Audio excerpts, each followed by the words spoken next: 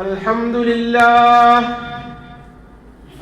لله الواحد القهار الأحد الصمد الذي لم يلد ولم يولد ولم يكن له كفوا أحد صلى الله على سيدنا محمد وعلى آله وصحبه وسلم تسليما كثيرا كثيرا. أيها الناس أوصيكم عباد الله ونفسي أولا بتقوى الله. أعوذ بالله من الشيطان الرجيم. بسم الله الرحمن الرحيم. هن لباس لكم وأنتم لباس لهن. صدق الله مولانا العظيم وصدق وبلغ رسوله النبي الكريم ونحن على ذلك من الشاهدين والشاكرين والحمد لله رب العالمين. അത്രയും സ്നേഹാദരവുകൾ നിറഞ്ഞ വിശ്വാസികളെ, അല്ലാഹു സുബ്ഹാനഹു വ തആലയെ സൂക്ഷിക്കുവാൻ എന്നോടും നിങ്ങളോടും ഉപദേശിക്കുകയാണ്. സർവ്വാധിനാഥനായ അല്ലാഹു നമ്മിൽ നിന്ന് ഈ നിമിഷം വരെ വന്നുപോയ സകലമായ പാപങ്ങളും വിട്ടുപുറത്തുമാക്കി തരുമാറാവട്ടെ. നമുക്കും നമുക്ക് വേണ്ടപ്പെട്ടവർക്കുമുള്ള എല്ലാ അസുഖങ്ങളും പൂർണ്ണമായി ശിഫാ നൽകി അനുഗ്രഹിക്കുമാറാവട്ടെ. നമ്മിൽ നിന്ന് മരണപ്പെട്ടു പോയവരുടെ ഖബറിടം അല്ലാഹു വിശാലത നൽകി അനുഗ്രഹിക്കുമാറാവട്ടെ. മഗ്ഫിറത്തും മർഹമത്തും നൽകുമാറാവട്ടെ.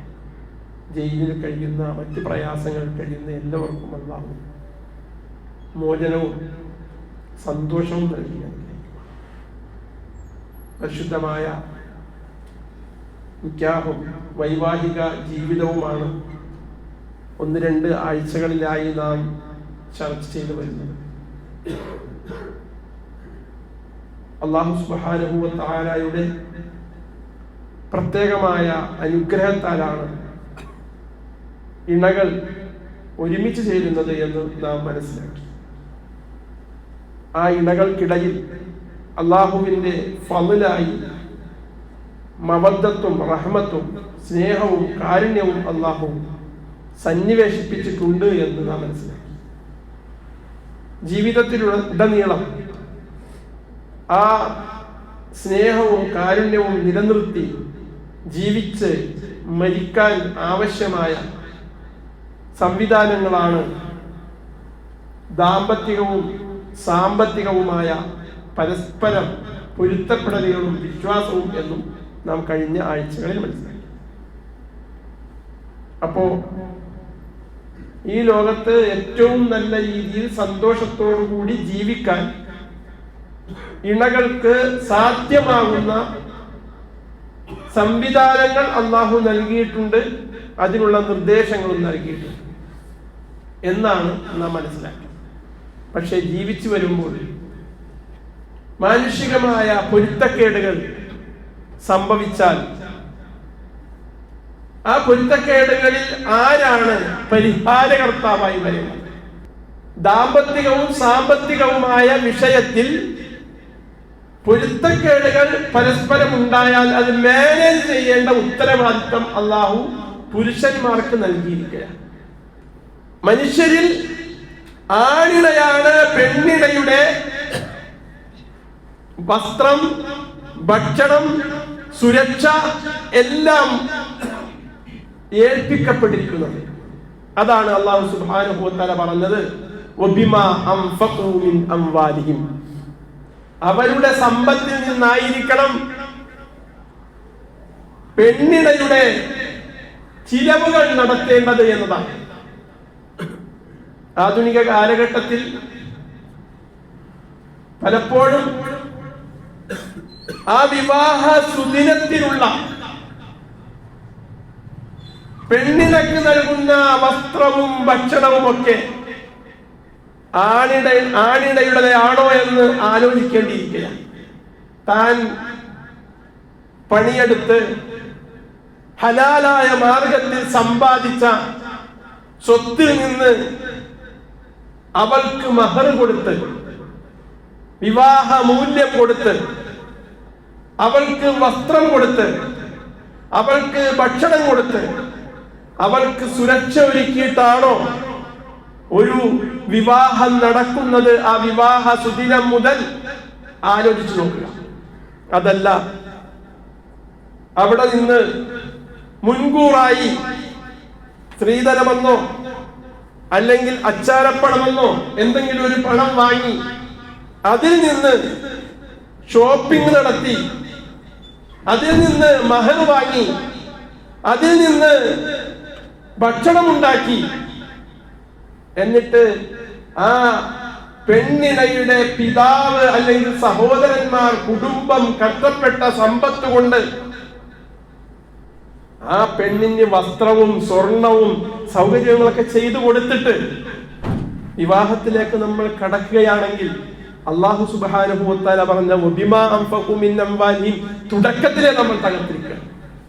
ആലോചിക്കേണ്ട കാര്യമാണ്. അങ്ങനെയാണോ എന്ന് ആലോചിക്കേണ്ട കാര്യമാണ്. കല്യാണം എന്ന് പറയുമ്പോൾ ധാരാളം ചെലവുകളില്ല ഉസ്താദേ.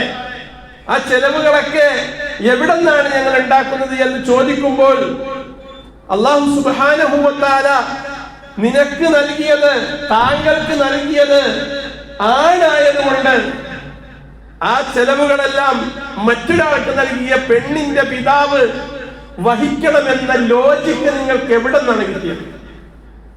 എവിടെ നിന്നാണ് നിങ്ങൾക്ക് ലോജിക്കുണ്ടായത്? പ്രകൃതിയിൽ ഒരു ജീവജാലങ്ങളും തുടർന്നിട്ടില്ലാത്ത പെണ്ണിണയുടെ പിതാവിൽ നിന്ന് അല്ലെങ്കിൽ പെണ്ണിണയുടെ ബന്ധുക്കളിൽ നിന്ന് പണം വാങ്ങിയിട്ട് താനിടുന്ന ഡ്രസ്സും താനും തന്റെ കൂട്ടുകാരിൽ സഞ്ചരിക്കുന്ന വാഹനവും അവർക്കുള്ള ഭക്ഷണവും പെണ്ണിണയ്ക്കുള്ള എല്ലാ സംവിധാനങ്ങളും അതിൽ നിന്ന് കണ്ടെത്താൻ ആരാണ് നിങ്ങൾക്ക് പഠിപ്പിച്ചു തന്നത്? ഏത് സംസ്കാരമാണത് എന്ന് സ്വയം ചോദിച്ച് തിരുത്താൻ നമ്മൾ തയ്യാറാവുക എന്നുള്ളതാണ്. അത് ഹറാമാണോ, അത് ഹലാലാണോ എന്നൊക്കെ ചോദിച്ച് ന്യായങ്ങൾ കാണുന്നതിന് മുമ്പ് അള്ളാഹു പറഞ്ഞു വബിമാ അൻഫഖു മിൻ അംവാലിഹിം, ഇന്നത്തെ ഭക്ഷണം മുതൽ, വിവാഹത്തിന്റെ നിക്കാഹിന്റെ അന്നത്തെ ഭക്ഷണം മുതൽ, വസ്ത്രം മുതൽ, വാഹനം മുതൽ, സൗകര്യങ്ങളെല്ലാം എന്റേതായിരിക്കണം, എന്റെ ഇണക്ക് ഞാൻ സന്തോഷത്തോടുകൂടി കൊടുക്കുന്നതായിരിക്കണം എന്ന ചിന്ത ഉണ്ടെങ്കിൽ അവിടെ അള്ളാഹു പറഞ്ഞ ഒന്നാമത്തെ ഫള്, ഔദാര്യം, അള്ളാഹു നൽകിയ അനുഗ്രഹം നാം പൂർത്തിയാക്കി. അപ്പോഴാണ് രണ്ടാമത് അള്ളാഹു നൽകിയ ഫള് നമുക്ക് ലഭിക്കുന്നത്. ആ സ്ത്രീയുടെ ദാമ്പത്തിക ജീവിതത്തിൽ മേൽക്കൈ അള്ളാഹു നൽകുന്നത്.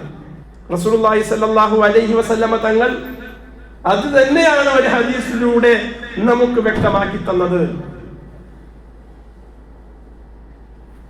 പുരുഷന്മാരെ വിളിച്ചിട്ട് അള്ളാഹുവിന്റെ റസൂൽ സല്ലല്ലാഹു അലൈഹി വസല്ലമ തങ്ങൾ പറഞ്ഞു, മൻ ഇസ്തതാ മിൻകുമുൽ ബാത്ത്,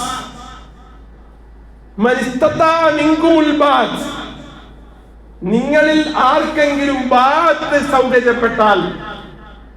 എല്ലാ ഹദീസിന്റെ പണ്ഡിതന്മാരും വ്യാഖ്യാനിക്കുന്നത് സാമ്പത്തികവും ലൈംഗികവും ആയ സംവിധാനങ്ങൾ എന്ന് പറഞ്ഞാൽ ആ വ്യക്തി നല്ല സുമുഖനാണ്, നല്ല ജോലിയുണ്ട്, നല്ല കായുണ്ട്, നല്ല പണമുണ്ട്, നല്ല സുന്ദരനുമാണ്, പക്ഷെ അയാൾക്ക് സമ്പത്തായുള്ളൂ, ലൈംഗികമായി അയാൾ കണ്ടീഷൻ അല്ലെങ്കിൽ വിവാഹത്തിന് പോകരുത്. ഒരു പെണ്ണിനെയും മുടക്കരുത്, വിവാഹം ചെയ്യിക്കരുത്. മാതാവിനോ പിതാവിനോ ബന്ധുക്കൾക്കോ അറിയുമെങ്കിൽ ഒരിക്കലും അതിനാവശ്യമായ ചികിത്സകളൊക്കെ നടത്തി കുറവുകൾ പരിഹരിക്കാത്തിടത്തോളം കാലം ജനങ്ങൾക്ക് മുന്നിൽ അഭിമാനം കിട്ടാൻ വേണ്ടി ഒരു പെൺകുട്ടിയെയും വഞ്ചിക്കരുത്. ബാത്തുണ്ടാവണം, സാമ്പത്തികമായും ശേഷിയുണ്ടാവണം. എന്ന് പറഞ്ഞാൽ പിതാവിന്റെ ബിസിനസ് കണ്ടിട്ട് എങ്കിൽ മോനൊന്ന് കെട്ടിക്കോട്ടെ, ഇവിടെ ബിസിനസ് ഉണ്ടല്ലോ, അങ്ങനെയല്ല. അവനുണ്ടാവണം.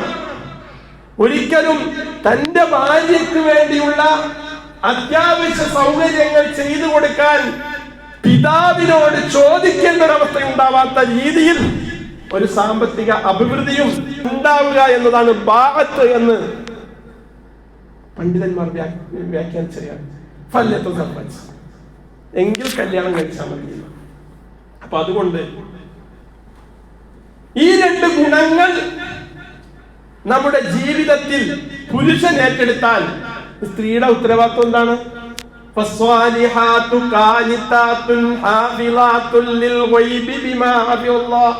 അവർക്ക് അത്ര ഉത്തരവാദിത്വം.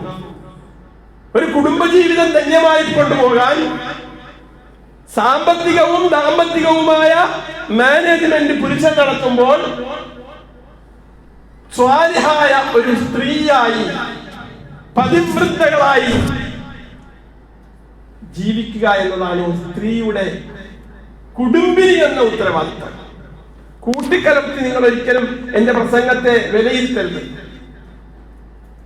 അടുക്കളയിൽ ഒതുങ്ങിക്കഴിയണം എന്നല്ല പറഞ്ഞതിന്റെ അർത്ഥം. അവൾക്ക് ജോലിക്ക് പോകാം, അവൾക്ക് സമ്പത്തുണ്ടാക്കാം, അവൾക്ക് സാമൂഹികമായ പ്രവർത്തനങ്ങളൊക്കെ നടത്താം. പക്ഷേ അത് ഈ പുരുഷന്റെ ഇഷ്ടത്തിനും സന്തോഷത്തിനും അനുഗുണമായ രീതിയിൽ മാത്രമേ പാടുള്ളൂ എന്നതാണ്. എന്റെ ഭർത്താവിന്റെ ഇഷ്ടാനിഷ്ടങ്ങൾക്കൊപ്പം ജീവിക്കുക എന്നതാണ് സ്വാലിഹായ ഒരു പെണ്ണിന്റെ ഉത്തരവാദിത്വം. എങ്കിലേ കുടുംബജീവിതം ധന്യമായിട്ട് പോകുകയുള്ളൂ. ആണിണയും പെണ്ണിണയും പരിശുദ്ധ ഖുർആൻ പറഞ്ഞ ഈ രണ്ട് നിബന്ധനകൾ സൂക്ഷിക്കപ്പെടുമ്പോൾ ആ കുടുംബത്തിൽ സന്തോഷം ഉണ്ടാവും, സമാധാനം ഉണ്ടാവും. എന്തൊക്കെയാണ് വേണ്ടത്? നിന്റെ കുടുംബത്തേക്ക് എന്ത് വേണം, നമുക്കെന്തൊക്കെ വേണം, എന്തൊക്കെ മിഞ്ചിച്ചു വെക്കണം, ഇത് കൂടിയിരുന്ന് ആലോചിച്ച് മാനേജ് ചെയ്യാനുള്ള പവർ ഒരു പുരുഷന് കൊടുക്കണം. അതാണ് സ്വാലിഹായ ഒരു സ്ത്രീയുടെ ഉത്തരവാദിത്വം. പണിക്ക് പോയി എന്നതിന്റെ പേരിൽ അത് ഓളോടെ ഇഷ്ടത്തിന് ചെലവാക്കാം, ഓരോന്റെ ഇഷ്ടത്തിന് ചെലവാക്കാൻ നിനക്ക് കാര്യമില്ല, നീ നിന്റെ വായിക്കോ. ഒരുമിച്ച് കൂടുക, ഒരുമിച്ച് ജീവിച്ചാല് ജീവിതം ധന്യമാവുകയില്ല എന്നാണ് ഈ പറഞ്ഞതിന്റെ അർത്ഥം. പറയുന്നത് മനസ്സിലാകണ്ടല്ലോ അല്ലെ? ജീവിതം ധന്യമാകണമെങ്കിൽ ഓള് പണിക്ക് പോവട്ടെ, പണിക്ക് പോവാതിരിക്കട്ടെ, ഓൾക്ക് സമ്പത്ത് ഉണ്ടാവട്ടെ, ഉണ്ടാവാതിരിക്കട്ടെ, ആ കുടുംബം ആണും പെണ്ണും മാത്രമായിരിക്കലാറ്റ പിന്നീടാണ് കുട്ടികളാവുന്നത്. അവർ പരസ്പരം തൃപ്തിപ്പെട്ടുകൊണ്ടുള്ള ഒരു മാനേജിങ് സംവിധാനത്തിലാണ് ആണിനെ കൊണ്ടുപോകുന്നതെങ്കിൽ ഒരു പ്രശ്നം ഉണ്ടാവില്ല, ഒരു പ്രശ്നം ഉണ്ടാവില്ല. അതിന് സ്വാലിഹായിരിക്കണം. ആ സ്വാലിഹാത്തി എന്ന് പറഞ്ഞതിൽ അവളുടെ സമ്പത്ത്, അവളുടെ സൗന്ദര്യം, അവളുടെ ഇഷ്ടാനിഷ്ടങ്ങൾ എല്ലാം പരസ്പരം വിശ്വാസതയോടുകൂടി ഈ മാനേജറിന്റെ കീഴിലാണ് കൊണ്ടുപോകുന്നതെങ്കിൽ ഒരു പ്രശ്നം ഉണ്ടാവില്ല. ഇതാണ് അല്ലാഹു സുബ്ഹാനഹു വ തആല ദമ്പതികൾ തമ്മിൽ ജീവിച്ചു പോകാൻ നിർദ്ദേശിച്ച നിബന്ധന. ഇനി തുടർന്ന് അല്ലാഹു സുബ്ഹാനഹു വ തആല ഈ മാനേജിംഗ് സംവിധാനത്തിൽ പോകാതെ വരുമ്പോൾ ചില അസ്വാരസ്യങ്ങളൊക്കെ ഉണ്ടാകും. അങ്ങനെയാണ് പലപ്പോഴും ദാമ്പത്തിക ബന്ധം തകർന്ന് മഹലിൽ നിന്ന് പിന്നെ സാമൂഹിക സംഘടനകളിലേക്ക്, അവിടെയും പരിഹരിച്ചില്ലെങ്കിൽ പിന്നെ രാഷ്ട്രീയ പാർട്ടികളിലേക്ക്, അവിടെയും പരിഹരിച്ചില്ലെങ്കിൽ പിന്നെ കോടതിയിലേക്ക്, അങ്ങനെ പോയി വർഷങ്ങളോളം ഒരു സമാധാനവും ഇല്ലാതെ ജീവിച്ച് ചിലപ്പോ അവസാനം ഡിവോഴ്സ് ആവും, അല്ലെങ്കിൽ പിന്നെ ഇങ്ങനെ കൂട്ടിയിണക്കി അങ്ങനെ ഇങ്ങനെ ഇങ്ങനെ ഇങ്ങനെ പോകും, സന്തോഷം ഉണ്ടാവും. അപ്പൊ തുടക്കത്തിലെ അല്ലാഹു സുബ്ഹാനഹു വ തആല പറഞ്ഞു തന്ന കാര്യങ്ങളിലൂടെ നമ്മുടെ ദാമ്പത്തിക ബന്ധം സുദൃഢമാക്കി കൊണ്ടുപോകാൻ ആണിണയും പെണ്ണിണയും ശ്രദ്ധിക്കണം. റസൂലുള്ളാഹി സ്വല്ലല്ലാഹു അലൈഹി വസല്ലം തങ്ങൾ വസ്സാലിഹാത്തു ഖാനിതാത്തുൻ ഹാഫിളാത്തുൻ ലിൽ ഗൈബി ബിമാ ഹഫിളല്ലാഹ് എന്ന ആയത്തിനെ വിശദീകരിച്ചുകൊണ്ട് ഒരു ഹദീസ് പറയുന്നു. ആരാണ് സ്വാലിഹായ സ്ത്രീ? നബി സല്ലല്ലാഹു അലൈഹി വസല്ലം തങ്ങൾ പറയാണ്, ഓളിദാ നളർതുഹു സർറത് ഇദാ നളർതു ഇലൈഹാ സർറതുഹു. അവളെ നോക്കിയാൽ ഓന് സന്തോഷമുണ്ടാകും. എപ്പോ നോക്കിയാലും സന്തോഷമുള്ള മുഖമായിരിക്കണം അവളിൽ നിന്ന് ഈ മനുഷ്യന് ഫീൽ ചെയ്യുന്നത്. സ്വാലിഹായ ഒരു പെണ്ണിന്റെ ഒന്നാമത്തെ ഗുണമാണ് 5 വക്ത് നമസ്കരിക്കേണ്ടത്, തഹജ്ജുദ് നിസ്കരിക്കേണ്ടത്, ദിക്റുണ്ട്, ദുആണ്ട്. പക്ഷേ ഭർത്താവ് വരുമ്പോ കൂരുകുത്തിയ മുഖമാണെങ്കിൽ അത് സ്വാലിഹല്ല എന്നാണ്. ഭർത്താവിനെ സന്തോഷിപ്പിക്കാൻ സാധിക്കുന്ന മുഖത്തോടു കൂടിയായിരിക്കണം എന്ന് പറഞ്ഞാൽ പ്രസരിപ്പുള്ള, പരസ്പരം നല്ല സ്നേഹമുള്ള മുഖഭാവം ഉണ്ടാകുന്നു.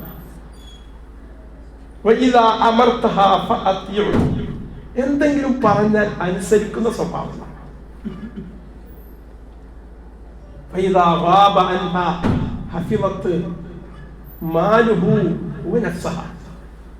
അവൻ വീട്ടിൽ നിന്ന് പോയാൽ അവന്റെ സമ്പത്തിലും എന്ന് പറഞ്ഞാൽ, ഞാൻ നേരത്തെ പറഞ്ഞല്ലോ, അവിടെയുള്ള സമ്പത്ത് ഓൻ്റെതും ഓണ്ടതുമല്ല, അത് മാറിയാ മതി. നിന്റെ എന്റെ എന്നുള്ളത് മാറിയിട്ട് നമ്മുടെ എന്നാക്കിയാൽ മതി, പ്രശ്നം തീരും.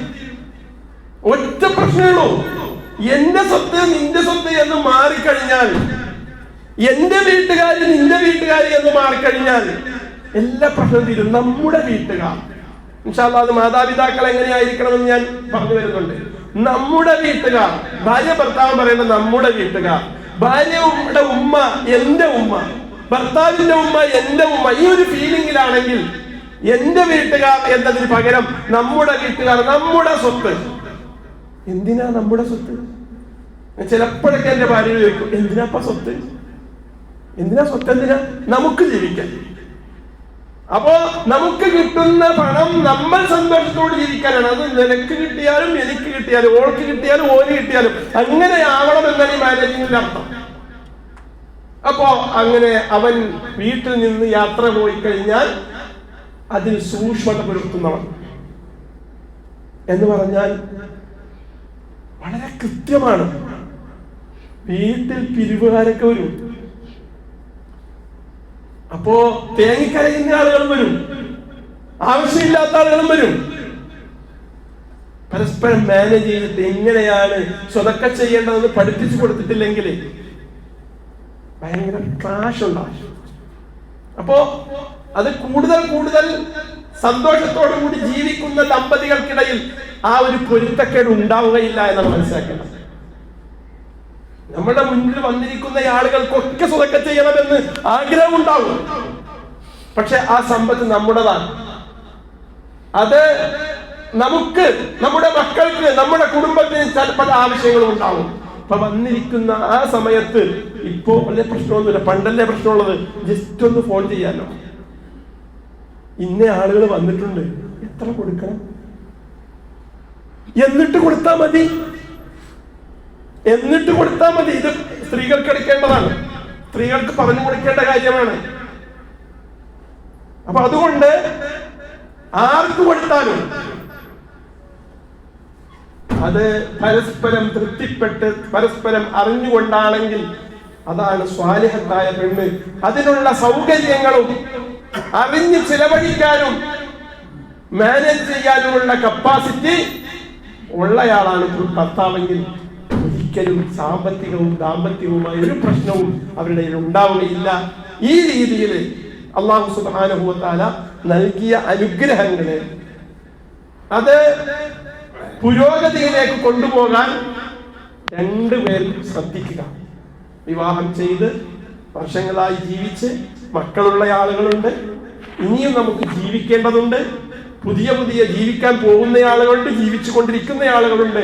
എല്ലാവരും ശ്രദ്ധിക്കുക. നമുക്ക് ഏറ്റവും കൂടുതൽ സന്തോഷം ഉണ്ടാവേണ്ടത് നമ്മുടെ വീടകങ്ങളിലാണ്.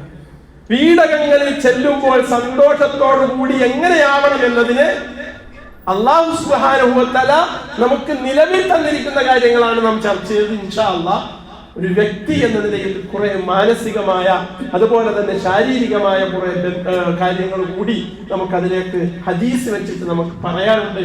അല്ലാഹു സുബ്ഹാനഹു വ തആല കാര്യങ്ങൾ മനസ്സിലാക്കി ജീവിതത്തെ ഇഹത്തിലും പരത്തിലും ധന്യമാക്കാൻ തൗഫീഖ് നൽകി അനുഗ്രഹിക്കുമാറാവട്ടെ. അഖൂലു ഖൗലി ഹാദാ അസ്തഗ്ഫിറുല്ലാഹ അൽ-അദീമ ലി വലക്കും വഅസ്തഗ്ഫിറു അന്നി വഅൻകും വഅൻ ജമീഇൽ മുഅ്മിനീന വൽ മുസ്ലിമീന അജ്മഈന ഫസ്തഗ്ഫിറൂഹു ഇന്നഹു ഹുവൽ ഗഫൂറുർ റഹീം.